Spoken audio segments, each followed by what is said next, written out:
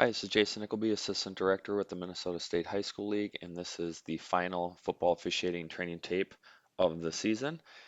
Um, we've done a great job all year long working on the pieces outlined in these tapes and in the memos, and working with coaches and players on those pieces from a communication standpoint. So continue to work on that, continue to pregame. We're down the home stretch here, 1 week of the regular season to go, and then into the postseason. So again, thanks to all of you for your willingness to have discussions about these items and pregame them, and again, working with the teams on all of these pieces. And um, thanks also to the crews that worked in the Prep Bowl last year and their willingness to help all of us learn and get better. So that's a hard thing to do, to see yourself on tape, either about things that we've done well or maybe things that we need to clean up or do a little bit better. But appreciate their willingness and flexibility to help all of us as we went through this season. So reminder again on these plays, not picking on any one official or crew, player, or team, just trying to learn from them. And again, hopefully it's helpful as you pregame in these last few weeks and into the postseason. So with that, let's take a look at some plays.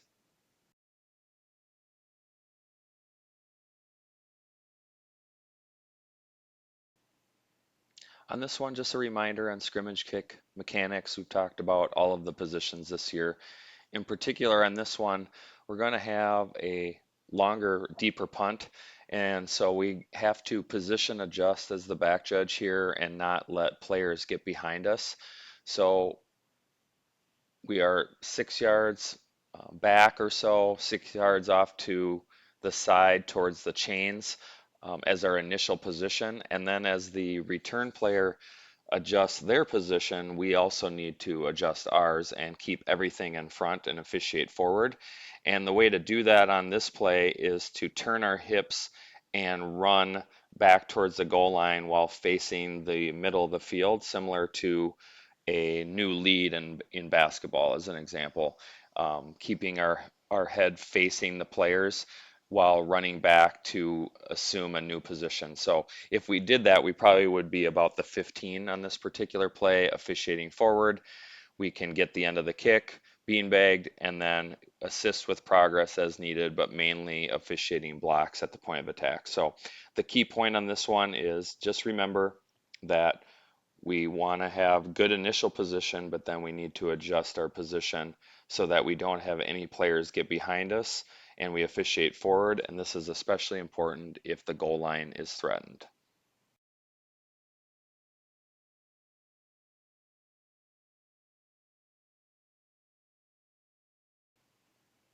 Okay, on this one we have a try for point, and we're going to have um, what appears to be a fake, and it is ultimately successful. So a couple things here.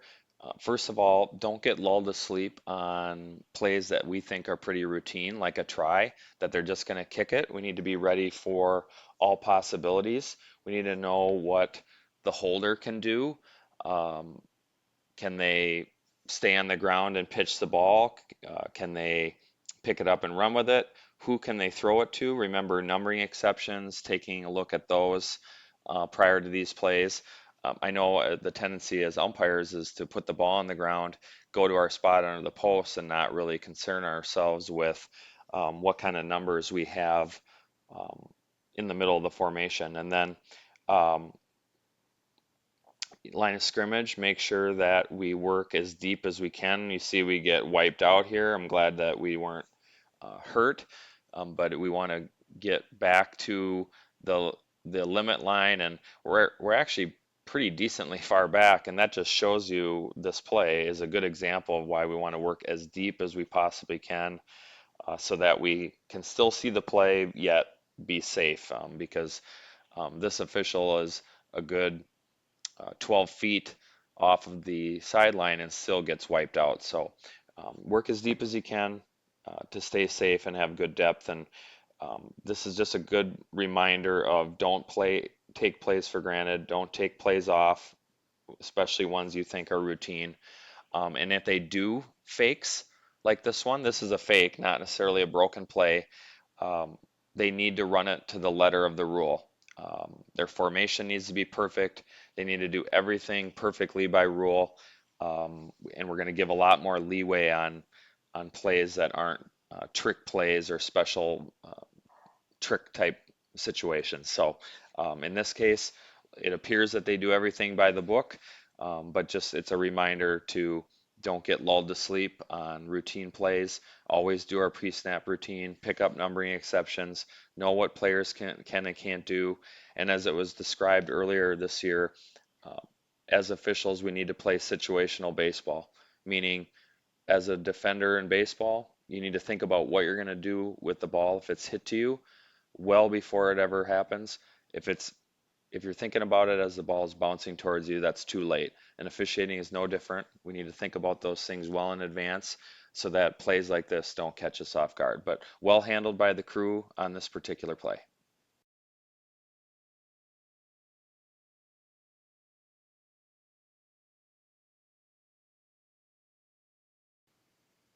Okay, we've talked about restrictions and things we're looking for relative to pass interference before.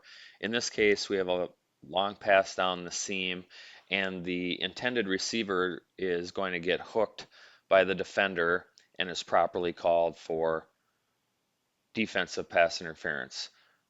So we communicate that with the referee, and it makes a nice announcement.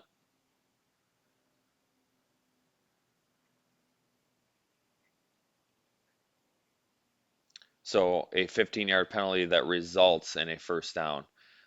Remember, not an automatic first down, but in this case, only needed 8 yards.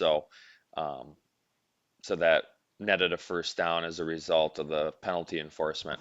But what I really like here is that we continue to officiate. We don't give up on it. We don't admire our flag. We continue to officiate this whole play, officiate the return very nicely. And so, a good job of picking up this pass interference action. It's a grab that slows the receiver down, who was the intended target of this pass. And remember, catchability is not a factor in high school. If they grab them, yank them, pull them down, armbar, etc., cut off, and they're the intended receiver, that would be enough for defensive pass interference. And then again, do a nice job of officiating the return on this play. So very well done by the crew to pick up this foul and then also to continue to officiate.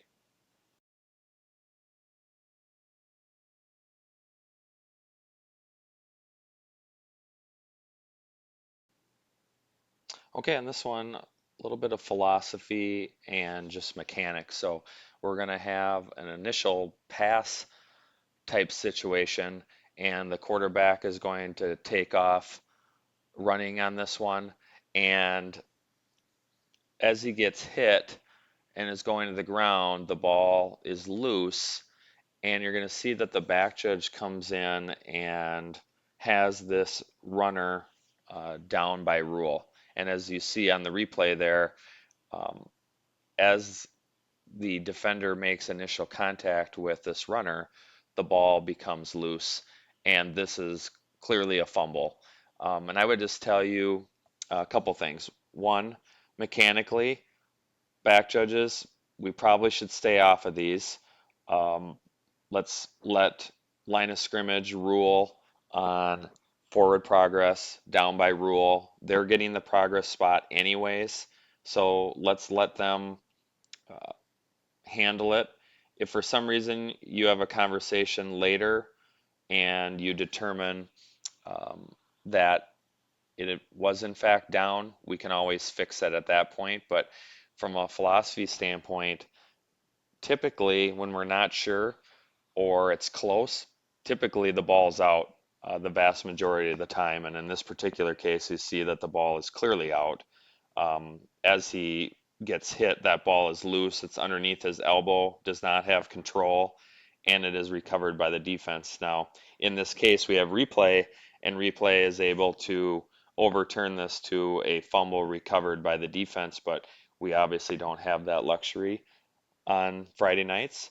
And so we need to slow down our mechanics slow down our processing, and then really defer to the officials that have primary responsibility over whatever the action is, in this case, ruling on forward progress and down by rule. And we went a little too quick on this one and we officiated outside of our pond. And as I mentioned before, if we're going to officiate outside of our pond, we better catch a muskie and not a minnow. In this particular case, um, thankfully we had some assists from replay, but we don't have that on Friday, so we just need to slow ourselves down, let the official who has primary responsibility make a ruling, and then if after the play we want to have a discussion about changing it, no problem. We can certainly do that at that particular point in time. So talk about this with your crews about who's covering what and where, especially as it relates to running plays, fumbles, and forward progress.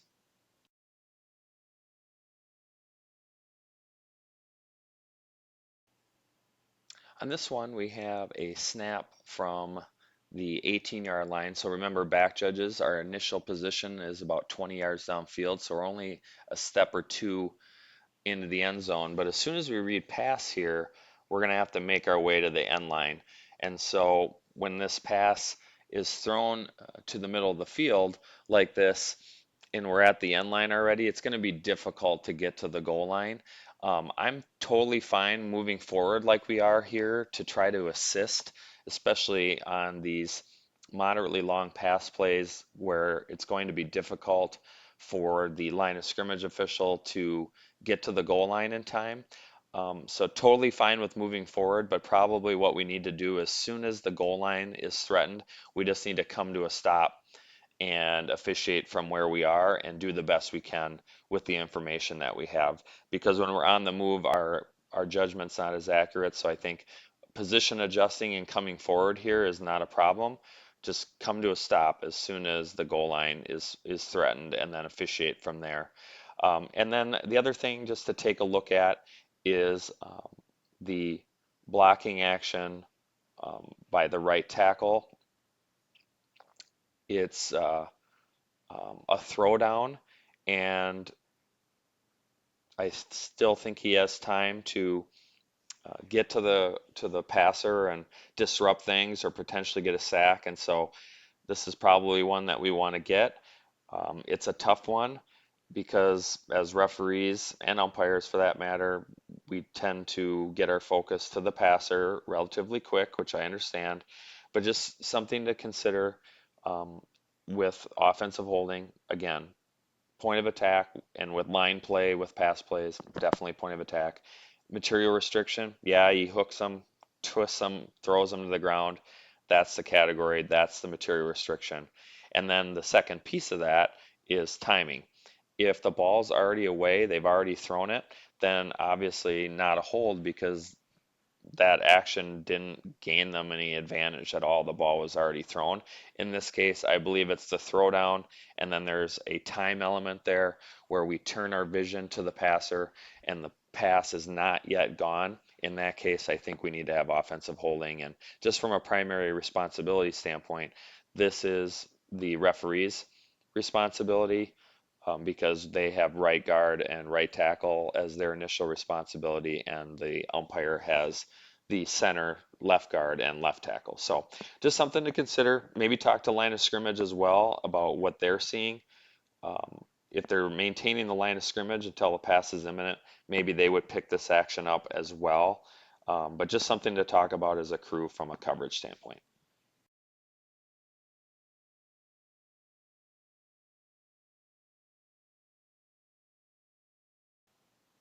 This play is a really good example of excellent goal line mechanics by line of scrimmage officials. So see the official slides down to the goal line right at the snap and then slides back and picks up the forward progress spot. Remember, we're doing this 7 and in, going to the goal line immediately, regardless of whether a line to gain is involved. Not the case here, but we make our way to the goal line and then come back and pick up forward progress. So this is outstanding line of scrimmage mechanics. Well done breaking to the goal line immediately, 7 and in. We do that, and then we come back and square off the forward progress spot. So very well done by the line of scrimmage officials on this play.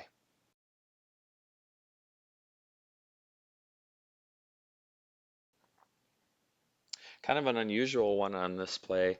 We have a forward pass that gets batted in the air by the defense, and the passer ends up catching the ball and then throws another pass downfield, and it is intercepted. So um, you see here the referee is looking for information from a sideline and so on, calling officials, and even a back judge in this particular play. Let's get information to the referee right away on this one that the result of the play is an interception, which means they're clearly going to decline this foul. So we don't need to have a conversation with anyone. Just flip on the mic, illegal forward pass, offense, number 14 or whatever the number is, that penalty is declined. The result of the play is an interception, first down, Stewartville. So just dispense of this one pretty quickly because it's obvious that they're not going to take it. But good job of recognizing that this was the second forward pass during the down, and that is a foul for illegal forward pass. And we would have 5-yard penalty and loss of down if we were to enforce this, but in this case, intercepted, and they will decline and keep the ball. So nice job of covering this play. Good job of continuing to officiate. Also, nice job picking up this illegal forward pass, but make sure we dispense of these obvious fouls a little bit quicker.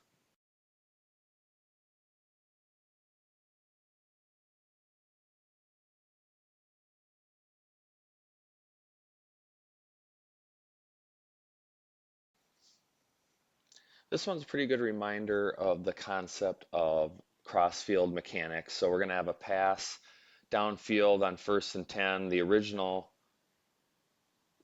line of scrimmage was the 30, and then we throw it out near the 40-yard line, and then you'll see that the line of scrimmage official on that near side, the covering official, squares off and gets the progress spot short of the 40, or just about the 40. That's actually short of the 40. So this would bring up second down, but then when you look at the next play, we end up at the 41, which I believe is the correct forward progress spot. So I'm assuming we used crossfield mechanics on this one and looked across on our way up the field to pick up our partner across the way. And this is when we should use it, when we have a receiver who catches a pass downfield, gets driven back, and we have players and bodies and things to wade through because we don't want to be even up on this. We want to work our way down, just like this line of scrimmage official at the bottom of the screen does. So that part's all great. Um, but as we're coming downfield, pick up the line of scrimmage official on the other side who should have the forward progress spot. And I think in this case, we would have killed the clock, shipped it as a first down, and then wound the clock up again with a first down from the 41 by using crossfield mechanics. And again, I'm assuming we did that because ultimately we ended up at the 41, which is the correct spot, but we didn't end up there initially. And I think that's because line of scrimmage official at the bottom of the screen just needs to pick up the partner across the way who can help on these drive back type plays.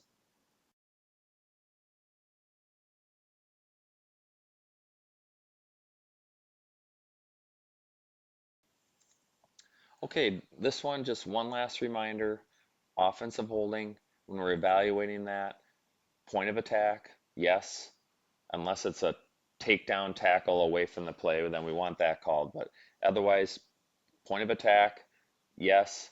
Material restriction, we need to be able to describe it, what happened, and then category, grab and restrict, hook and restrict, takedown. If we can put it in those three areas, it's a solid call that we want. And we had a nice announcement here. That was all handled well. All the um, post play responsibilities we handled really well. But I just don't see a lot of restriction on this play. Um, the restriction, if anything, happens well after the ball carrier has passed the point of attack and or the initial point of attack, that is, And I just think this is one we could have stayed away from. Just keep this in mind as we move forward. You know, it's really important at this time of year that the fouls we call are solid and ones that are there. Um, I've been told forever we want November calls, and what that means is when the games are at crunch time, we got postseason. They mean a lot on the line for these teams. We need to make sure that the fouls are big ones and not ones that we think happened or might have happened or probably happened. We need to know what happened, and if it did, by all means, throw the flag.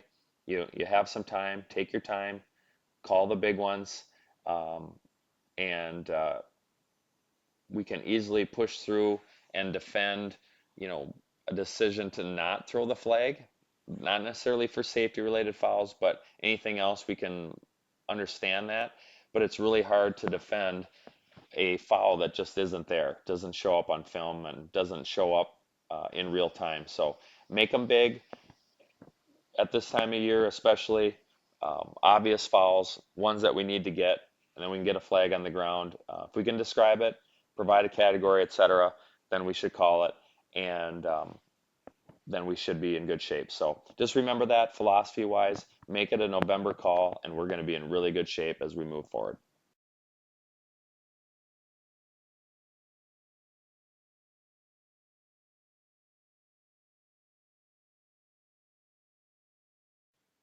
Okay, this last play of our training tapes for the 2024 season, big play, one score game. The team that's down is driving, and we're going to have a late hit out of bounds.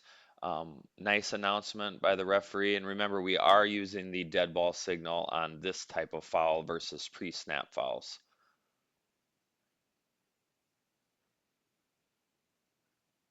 So well handled there. Good, good job of officiating inside out as the referee, assisting with out of bounds and dead ball action in the bench area. Good job, line of scrimmage, of getting to a player in the opposing team's bench area to assist with cleanup. So we do a nice job there, and then we communicate and we work through um, penalty enforcement. So these ones are really tough. We've talked about this a couple times in previous tapes because they happened a couple times in our prep bowls last year. Just remember a couple things philosophy wise.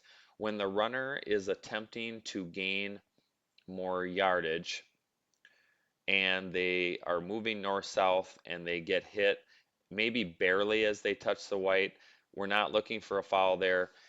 If they give themselves up and they're going to head out of bounds um, and they're on the white at all and they get hit, that would be enough for a foul for late hit out of bounds.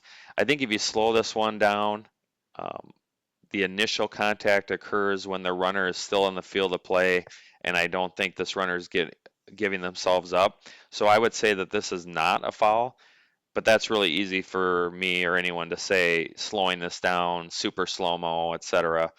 Um, you know, pretty easy for us to say. And when you're officiating in real time, it sure looks like this contact is out of bounds. And so don't fault the covering official for a flag here. Just want us to keep a couple things in mind on plays like this. If they're going north-south, we're going to give the defense a little bit more leeway or benefit of the doubt that it wasn't in the white. Um, but if they give themselves up and they're in the white at all and they get hit, that would be enough for a late hit out of bounds. But we do a nice job of officiating this play from behind, inside out from the referee position. We're decisive. We make the call quickly, clean up the dead ball action, and then enforce the penalty. So well done on that aspect, and well done on this play and throughout the game. Okay, that will do it for the last training tape of the 2024 season. Thanks to all of you coaches as well for taking these plays in and having discussions about these types of plays in preparation for our games. Done a nice job with a lot of this, and again, I really want to thank the crews from last year's prep bowls for their willingness to put themselves out there. Um, it's tough to work a championship game, and then it's tough to get um, your game scrutinized and maybe even criticized on occasion. But it was all done with um, the betterment of our craft in mind, and I think we've done that throughout the year, and I anticipate that we will continue as we move into the postseason. So, again, congratulations to the crews and the teams on a great 2024 season so far. Looking forward to the postseason and also looking forward to the Prep Bowl playoffs. This tape is not required for credit. You can view this tape on YouTube, just like the previous tapes. Credit for previous tapes was due on October 9th, but this one is past the deadline, so it will be posted on YouTube only. So, again, thanks to all of you. Appreciate your efforts. Keep up the great work. Have a great game tonight or this weekend and throughout the rest of the 2024 season.